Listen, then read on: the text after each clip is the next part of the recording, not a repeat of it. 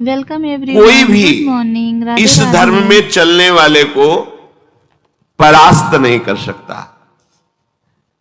ये बात ध्यान से समझ लीजिए। जैसे कोई बहुत बड़ा तांत्रिक है और वो भूतों को वश में करने वाला है और तुम्हारे ऊपर भूत लगा दे, तंत्र के द्वारा मारण मूठ या कोई शाप या किसी तरह का अमंगल, ध्यान दीजिए, ये इस धर्म की बड़ी महिमा है। यदि आप भगवद आश्रित हैं, नाम जप कर रहे हैं, तो ना माया का कपट चलेगा, ना किसी का तंत्र तुम्हारे ऊपर चलेगा, ना किसी का कोई मारण मंत्र चलेगा, ना कोई भूतावेश तुम पर आविष्टित कर सकता है, ना किसी भी तरह की कोई विष आदि की। यदि आप सच्चे हृदय से भगवान की शरण में हो तो तुम्हारे ऊपर विष का भी प्रभाव खवाया जाएगा, विष वो हो जाएगा स्वास्थ्यवर्धक अमृत। गरल सुधा, गोस्वामी जी कह रहे, रिपु करहि मिताई, गोपद सिंधु अनल शीतलाई। जो भगवान का आश्रित जन होता है उसको विष भी अमृत हो जाता है। अगर उससे दुश्मनी करेगा ना कोई और उसका बुरा चाहेगा, वो जितना कुप्रचार करेगा, निंदा करेगा, उतने उसका यश बढ़ेगा। अगर वो आग लगा देगा तो उसके शरीर में चंदन से भी बढ़कर शीतलता का काम आग करेगी। जो भगवद आश्रित है, श्री हरिराम व्यास जी ने भी प्यारी जू के चरणों के आश्रित जनों को पुष्ट करने के लिए बताया कि राधा प्यारी के चरणारविंद शीतल सुखदाई, कोटि चंद मंद करत नख बिद जुन्हाई। श्री राधा प्यारी के चरणारविंद शीतल सुखदाई। शाप ताप रोग शोक दारुण दुख आरी, लाल इष्ट दुष्ट दलन कुंज भवन चारी। हमारी गोरी भूरी प्रियाजू के गोरे चरणारविंद का जिसने आश्रय ले लिया है, शरणागति ले ली है और राधा राधा नाम जप करता है, तो किसी भी ऋषि का साप उस पर लागू नहीं होगा। हरिराम व्यास जी कह रहे ये विशाखा सखी के अवतार है, कह रहे शाप कोई लागू नहीं होगा उसके ऊपर। ताप दैहिक दैविक भौतिक ताप उसका स्पर्श नहीं कर सकता। कोई भी पाप उसे अपने अधीन नहीं कर सकता। किसी का भी तंत्र मंत्र उसके ऊपर लागू नहीं हो सकता, क्योंकि ये चरणारविंद लालजू के भी इष्ट है और ये चरणारविंद दुष्टों की दुष्टता का दलन करने वाले और हृदय में प्रेम प्रकाशित करने वाले हैं। कोई भी भयानक से भयानक रोग तुम्हारे शरीर पर हो सकता है, पर वो तुम्हें अधीन नहीं कर पाएगा। शाप ताप रोग शोक, बड़ी से बड़ी हानि होने पर भी तुम्हें शोक स्पर्श नहीं करेगा, प्यारी जू के चरणों का जिसने आश्रय ले लिया है। यह ऐसा परम धर्म है कि इसके आश्रित को कोई भी तंत्र मंत्र मूठ मारण भूत प्रेत पिशाच पिशाचनी कोई भी नहीं स्पर्श नहीं कर सकता। ध्यान रखना। हां, अपना कल्याण कराने के लिए सामने आ सकता है, क्योंकि नाम जापक ही सबके कल्याण का सामर्थ्य भाव रख सकता। जो निरंतर नाम जप करता है उसमें सब सामर्थ्य आ जाती है। एक बार भाई जी से हनुमान प्रसाद पोद्दार जी समुद्र के किनारे बैठे नाम जप कर रहे थे, तो देखा एक सफेद पोशाक पहने हुए पाग बांधे हुए पारसी वेशभूषा में सामने खड़े हैं। भाई जी ने सदाचार के कारण कहा, बाबूजी क्यों खड़े हो, बैठ जाइए। तो उनका आप बोले तो मेरे में सामर्थ्य है आपसे बात करने की, डरना नहीं आप। भाई जी ने कहा मैं क्यों डरूंगा, आप कोई भयावा थोड़ी लग रहे हैं। बोले लग नहीं रहा, लेकिन भयावा हूं, मैं प्रेत हूं। भाई जी ने कहा कोई बात नहीं, जो भगवत भजन में ये सब कई जगह ऐसा घटना में गंगा किनारे जैसे श्मशान है, ऐसा नहीं कि प्रेत योनि नहीं होती, होती है, पर वो प्रभाव नहीं दिखा सकती। ऐसे प्रत्यक्ष देखा है।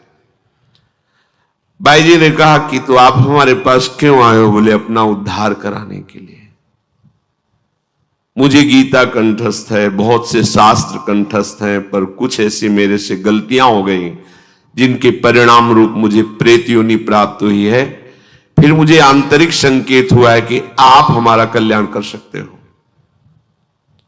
भाई जी ने कहा तो बड़े आश्चर्य की बात है कि आपको गीता कंठस्थ है और फिर आप प्रेत योनि में गीता के एक श्लोक बोल दे तो प्रेत तो मुक्त हो जाता है। बोले मुझे से कुछ ऐसे भयानक अपराध हो गए, जैसे गुरुद्रोह है, वैष्णव अपराध, ये बड़े भयानक अपराध होते हैं। जब किसी का पतन होना होता है तो माया यही खेल खेलवाती है, क्योंकि और सब पाप है वो दरस परस अगनाश, गुरुजनों के संतों के दर्शनों से ही नष्ट हो जाते हैं। लेकिन संत द्रोह, नाम जापक, वैष्णव द्रोह, गुरु अवज्ञा, गुरुद्रोह, ये भयानक अपराध होते हैं, इनसे दुर्गति हो जाती है। तो अपना कल्याण करने के लिए कोई ऐसा भले नहीं तो किसी भी भक्त के सामने, भगवद आश्रित नाम जापक के सामने किसी का चेटक नहीं चलता है। मथुरा दास जी की भक्ति का प्रभाव, हजारों लोग अनुयायी, हजारों लोग शिष्य बन गए। तो अब वो तांत्रिक था, तंत्र मंत्र का उसे बहुत ज्ञान था। श्री मथुरा दास जी जिस नगर में रहते थे वहां वो जाकर अपना नाटक शुरू किया। उसने सब जगह प्रचार प्रसार किया। मैं गंडकी नदी में 12 वर्ष तक खड़े होकर के तपस्या करके आया हूं, केवल दूध का आहार करता था, उसके प्रभाव से शालिग्राम भगवान हमारे बस में हो गए। और आप सबको मैं दिखा सकता हूं कि शालिग्राम मेरे वश में है, देख लीजिए। सिंहासन लाता, बाहर रखता, हजारों की भीड़, ऐसे ऐसे करता तो वो ऐसे शालिग्राम उठते और नाचते हुए ऐसे ऐसे ऐसे फिर रख जाते, फिर ऐसे ऐसे ऐसे ऐसे। अब तो सबको आश्चर्य हो रहा, जैसे चुटकी बजा रहा वैसे शालिग्राम की बटिया ऐसे ऐसे ऐसे। लोग भीड़ कटने लगी, क्योंकि अब जैसे राधा राधा कहो, कोई जंतुर नहीं है, कोई भस्म नहीं है, कोई वादा नहीं है, तो फिर कम वहां तो दिखाई दे रहा ना ऐसे।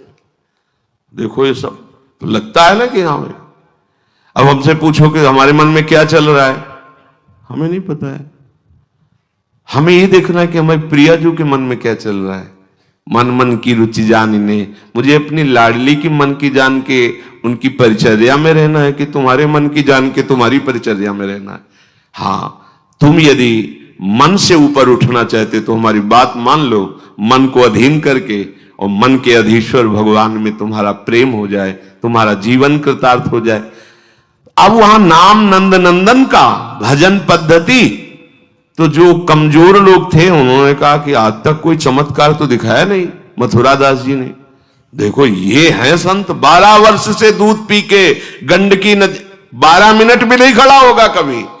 अब भेंट जो जितनी चढ़ाएगा उतने उसके दुख नष्ट होंगे।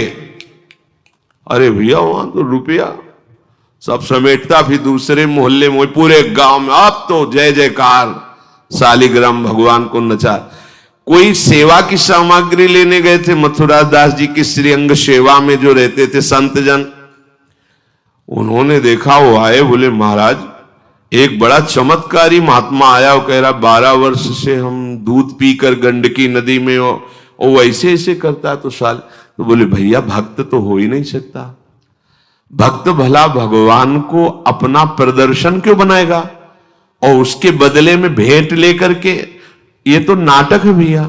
वो देखे भी नहीं थे, बोले ये तो नाटक है, कोई संत ऐसा नहीं कर सकता, कोई भक्त ऐसा, कोई संप्रदायाचार्य से दीक्षित वैष्णव मार्ग में चलने वाला, ये तो अपराध है। तो उनका महाराज जी तो हजारों लोग वहां प्रभावित हो रहे, अच्छा है भगवान उस रूप में। बोले नहीं महाराज, फिर सत्य मार्ग के प्रकाशित करने के लिए आप यहां विराजमान, अगर उसका कपट पाखंड चला तो हजारों लोग धोखे में हो जाएंगे, चलो आप एक बार उसके सामने। तो उनका कि यदि हम उसके सामने गए तो उसका सब ये दुकान बंद हो जाएगा।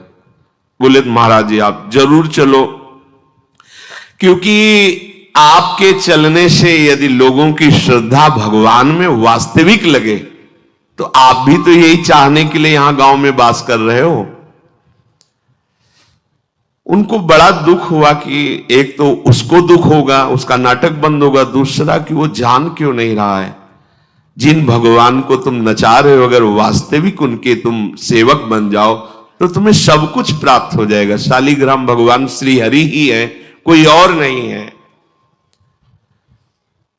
पर बहुत जब उन्होंने कहा तो कहा चलो अच्छा, तो पाए परि गए लेके जाए ढिग ठाढ़े भये, चाहत फिरायो पे न फिरे सोच पर्यो है। जान गयो आप कछु याही को प्रताप ये पे, मारो करि जाप यो विचार मन धर्यो है।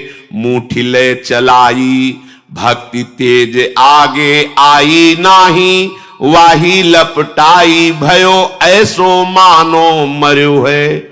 हुए करि दयाल जा जीवायो समझायो, प्रीति पंथ दर्शायो ही भायो शिष्य कर्यो है। सभी शिष्यों ने चरण पकड़ करके मथुरा दास जी को मनाया कि आप वहां चले।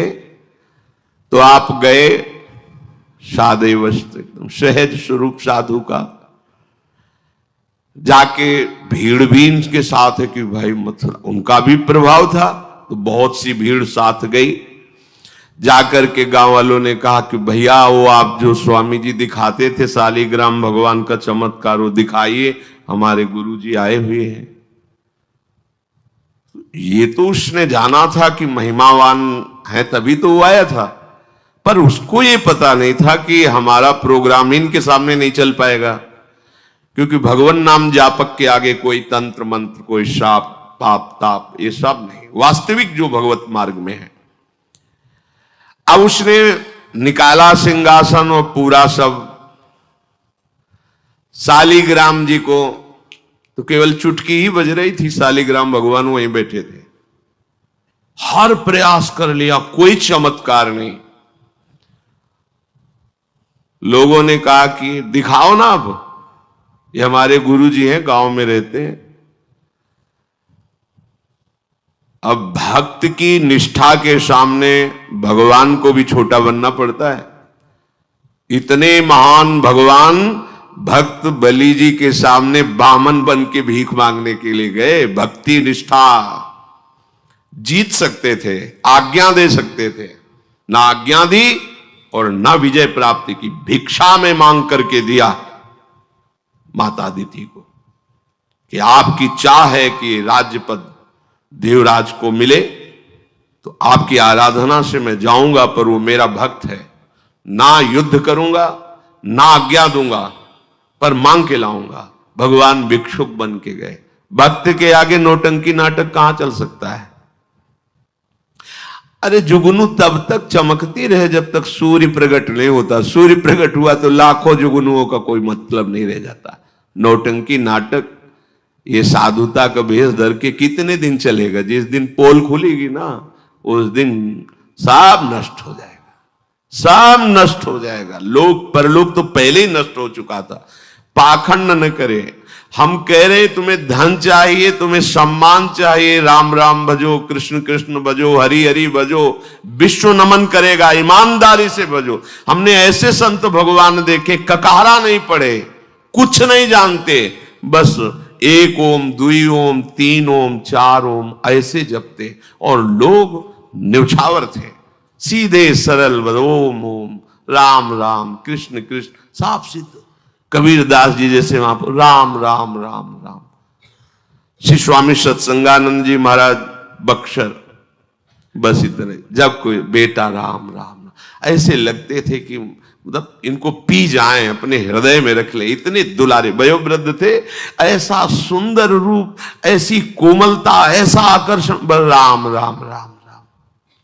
अरे प्रभु के नाम में क्या नाटक करने की जरूरत क्या है? पाखंड कर। प्रभु महालक्ष्मी पति हो, तुम्हें लक्ष्मी ही चाहिए तो वो सब दे देंगे। काहे को नाटक करे? काहे को किसी को भ्रम में डाले? तुम भ्रम में हो, दूसरे, अरे भैया तुम राम राम जपो, कृष्ण कृष्ण जपो, तुम्हारा मंगल इसी, बस इसी में मंगल होगा, दूसरा मंगल कर ही नहीं सकता। अब उनके प्रभाव से उनका कुछ नहीं हुआ। अब तो लोग कहने लगे दिखाओ ना, इसका मतलब तुम नाटक कर रहे थे। अब सबके सामने उसका मान नष्ट हुआ, उसका सब तंत्र बेकार हो गया।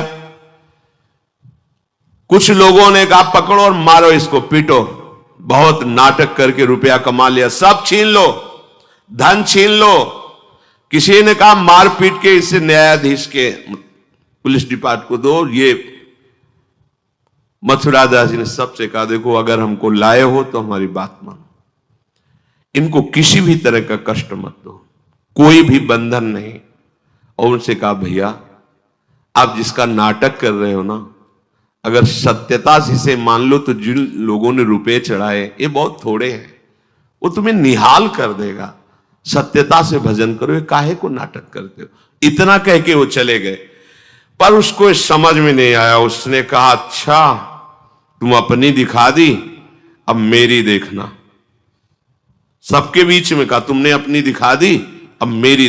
मूर्ख को समझ में नहीं आता। उसने कहा ठीक है तुमने दिखा दिया, अब कल सुबह तक तुम देखना कि मैं तुम्हारा क्या करता हूं, क्योंकि उसे मारण का प्रयोग आता था।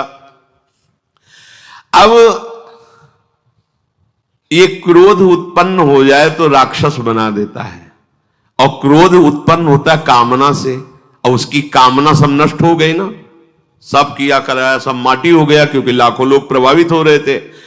अब वो क्रोध के वशीभूत होकर तामसी जप करने लगा। तामसी जप होता है विनाशकारी। अपवित्र सिद्धियां उसके पास थी। पवित्र सिद्धियां भी होती है जो दूसरों का मंगल करती है, अपवित्र सिद्धियां होती है जो दूसरों का नाश करती है। उसने मारण विद्या का अनुष्ठान किया, जिसे देहाती भाषा में मूठ कहते हैं।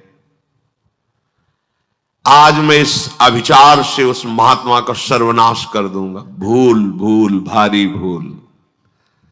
जो साधु की मीच तक है वो उसी मीच से मरता है, ये तो समझ में ही नहीं आया। सरस्वती जी को देवता और ब्रह्मा जी सब प्रार्थना कर रहे हैं कि अयोध्या वासियों की बुद्धि तो बदल दी, वापस गए। भरत जी आ रहे हैं, इनकी बुद्धि बदल दो, नहीं भरत जो कहेंगे वही राम करेंगे। तो दिमाग पलट गया है भरत की बुद्धि। अरे प्रभु का इशारा था इसलिए अयोध्या वासियों की बुद्धि बदल दी। भरत जी के विषय में सोचोगे भी तो नष्ट हो जाओगे। महाप्रेमी भरत के विषय में सोचना ही तुम्हारे लिए अमंगल हो जाएगा। और हम क्या, करोड़ों सरस्वती भी हो तो भरत की भाव भरी भक्ति में बाधा नहीं पहुंचा सकती। अब उसने प्रारंभ किया बैठ करके आसन में मूठ का।